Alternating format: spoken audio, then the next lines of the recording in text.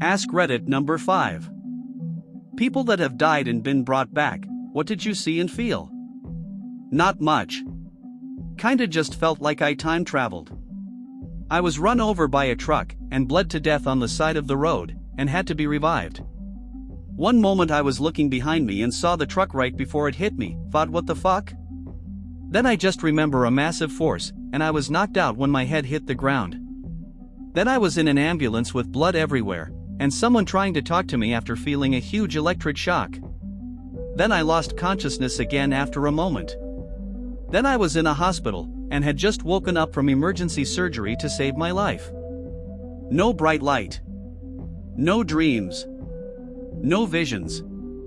If I'd have died, I would have just ceased to exist. Nothing but calm relaxation. Woke up with a half-beard sore and down 15 pounds. Mountain bike accident with massive head trauma. Almost 7 years ago. I didn't remember the next 2 months. Fully recovered. Edit, wow. This blew up. Thanks for the love, Reddit. Wear helmets. I was wearing a helmet, not full face. Impact point was between the eyebrows. Helmet saved my life. Split helmet in half and I do still have a small scar and the smashed helmet. I picked the song for the video. Quiet Riot fit the on-screen action perfectly. I am in my mid-40s now, late 30s at the time of the bike crash. Broke both wrists and a few bones in one hand. Search and rescue and my brothers-in-law found me around 6 to 8 hours after the crash in the middle of the night. I have no memory of the bike ride, crash, rescue or the week at the hospital. But I found some video about a year later. I was back to work 2 months later as a senior financial analyst, desk job. Mostly recovered. And I still didn't have much memory of the 2 months prior. Had to do the most work on mental tasks. For example, the doc would show a picture of a whale and ask me what it was. And my mind told me whale, but I could not communicate that word. I'd say, oh yeah, it's a fish and big, and they eat little fish, lots of different kinds of them. And doc would say, what is it? Took me 4 to 6 months to be able to answer that. It was 2 years before I fully recovered. MT beers, some technical talk. I ride a 29-inch hardtail with stock front suspension. I enjoy cross-country trails, not downhill technical rides or any of the jumping. For the bike crash, I was borrowing my bro's 26-inch full suspension that was super small and had a springy suspension front and rear, which threw me over the handlebars. Helmet had MIPS. Kudos to the YouTube comments. Also wear helmets. I had a cardiac arrest and no pulse for 13 minutes. I was kept alive with CPR and eventually shocked back to life with a defibrillator. I woke up several times but kept slipping unconscious. There was nothing there. Just black blank spaces in time that were very short. A lady did the CPR for 40 minutes and it went by in a second. But I did have a feeling of not wanting to die or leave my life. Comment, 40 minutes, holy shit. I can't even keep up chest compressions for 5 minutes without having to tap in someone else. That lady is a goat. I had a cardiac arrest and no pulse for 13 minutes. I was kept alive with CPR and eventually shocked back to life with a defibrillator. I woke up several times but kept slipping unconscious. There was nothing there. Just black blank spaces in time that were very short. A lady did the CPR for 40 minutes and it went by in a second. But I did have a feeling of not wanting to die or leave my life. Comment, 40 minutes, holy shit. I can't even keep up chest compressions for 5 minutes without having to tap in someone else. That lady is a goat. I had a saddle pulmonary embolism.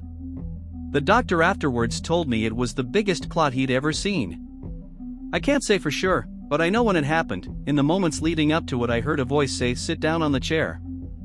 As soon as I did, I was out. I can't describe it other than saying it felt like my body was lifting into the air. I felt simultaneously heavy and super light at the same time. I woke up covered in cold sweat. I spent a month in ICU after that. Nothing. At one point, I was riding my bike, the next I felt intense pressure on my back and neck and then darkness. I woke up in the emergency room and doctors say that a van ran over my chest and neck and my heart had stopped and I was dead for 3 minutes. Literally nothing happened while I was dead. I've been knocked out and had weird dreams while I was knocked out every time, but this was just nothing and then I'm back. As if I had a dreamless sleep. Nothing. I was just gone. Not even blackness. Just was nothing. I overdosed on fentanyl-laced cocaine. Woke up staring at the ceiling with firefighters surrounding me who had administered 4 shots of Narcan. I had a respiratory-induced cardiac arrest, not sure how long I was out. Didn't know what the fuck was going on when I came to, but passed out again shortly after being strapped in and carried down the stairs to the ambulance.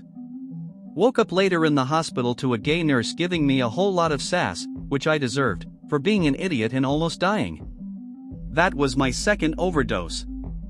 First time I was in the hospital getting dialysis for kidney failure for the same dumb shit. I don't do drugs anymore. Fuck that life.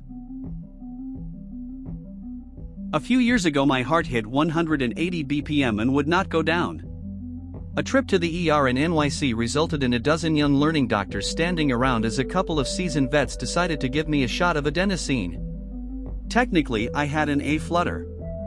This drug stops your heart for several seconds in a controlled environment and is intended to restart the heart with the correct beat. They stood by with paddles and gave the shot, saying this may not feel comfortable. I was conscious as my heart stopped. I could hear people around me and feel tears fall down my face. The best way to explain the next few seconds was a wave of impending doom, but that is mild. It was a huge wave. A huge rush. A powerful enveloping feeling. I was quite awake, although technically flatlining. I could only say that whatever was about to happen to me was not going to be good. No lights, no angels. Just oh shit. Like you veered off the center lane at 80 miles per hour and you're 5 feet from the front of a Mack truck. And then I woke up. In all it was about 10 seconds, but an eternity. The drug didn't work. Spent the weekend in hospital and ended up having an ablation. All good. When I was dead, it was black. I didn't hear, see, or smell anything. It might be because I was only dead for such a short time. When they restarted my heart, I felt a pull on the center of my chest and it was like I was literally ripped out of the dark. Failed suicide attempt around age 13. Once I passed the point of no return, all the pain and depression, fueled by anger and a desire to kill myself, I was overcome by this calm. I saw myself as I floated over my body. Then I sort of flipped over and was going down this tunnel of light. At the end was some kind of barrier like a film. I remember touching this film and I knew I had touched some kind of all-encompassing omnipotence. As I became aware of it, I sort of became it, and a part of it at the same time. I suddenly knew everything, and for a nerd like me, that was all I ever wanted. The concept of all-knowing is hard to recall, but I remembered 2 things. The first is when you know everything, you lose the concept of what a question is. You don't even ask questions, you just know the exact same moment because there is no preface to knowledge anymore. Knowledge is not something you seek, you are the knowledge. Second, in this state, I knew I had to go back and keep living. I also knew that I would not understand when I woke up alive why I should keep living. But I knew when I carried back to my body the feeling that I had to keep living even if I did not understand why yet. Like I once understood, but what I understood would get lost in the translation.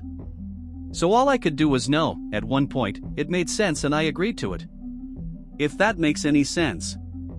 Waking up, I felt so small, like my mind could not fit in this teeny tiny mortal coil. And I was so distraught at being alive, I wailed and mourned that I was forced to endure my utter contempt at self and environmental misery.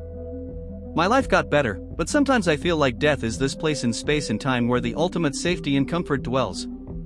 And I do not fear death because it's going to be okay. Like, more okay than any okay we know as blobs of walking meat.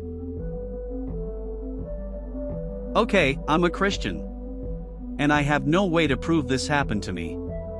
But this is my story. I was partying super hard one night. I was getting way stupid. My friend, Eric, brings in this flower he told me about. I do the name correctly, but I believe it was like daylily or trumpet lily. Anyways, you're only supposed to eat one of the 3 petals on the flower. 1 gets you high, 2 puts you in a coma, 3 kills you. I thought he was fucking around with me, so I ate the whole thing, root and all. I black out. I wake up in a room that reminds me of an interrogation room. Completely blank walls. No exits or windows, just a room with a table. There sits across from me 3 people talking among themselves in whispers. I cannot see their faces because the light isn't bright enough. They're saying things like he shouldn't be here and he isn't ready. The one in the middle just nods and listens.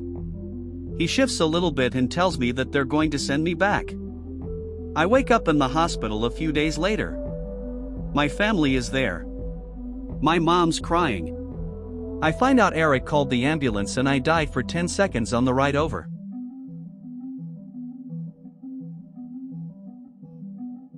I'm not sure if this is relevant at all, but you people be the judge.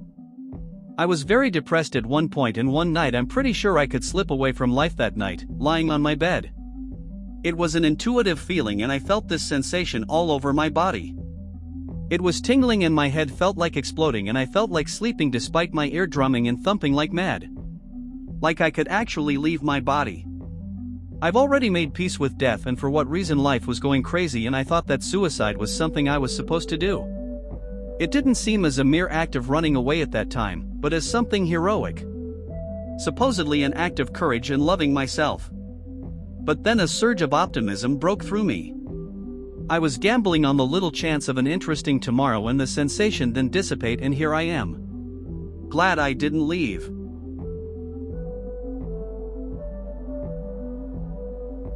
I'm still not sure if it was a near-death experience, but here's what I remember. At the time, I was climbing a mountain in Japan in January, planning to tent for the night near the peak, at around 2700 m.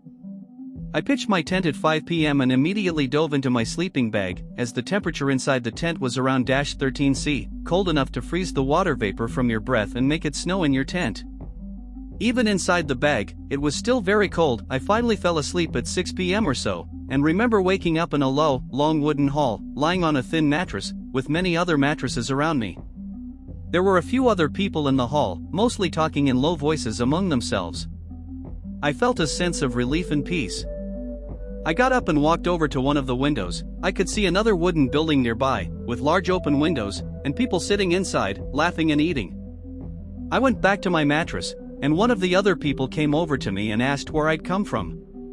When I said I wasn't sure, he replied that I must be from section? A number, can't remember exactly what, and I'd probably come too early.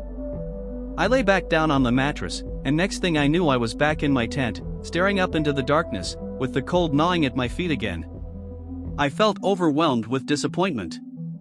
I checked my watch, and found that it had actually only been about an hour since I fell asleep, even though it felt like nearly the whole night had passed. That's it for today's video. If you enjoyed it, make sure to leave a like, subscribe, and comment down below what you thought about these stories. What would you do in their situation?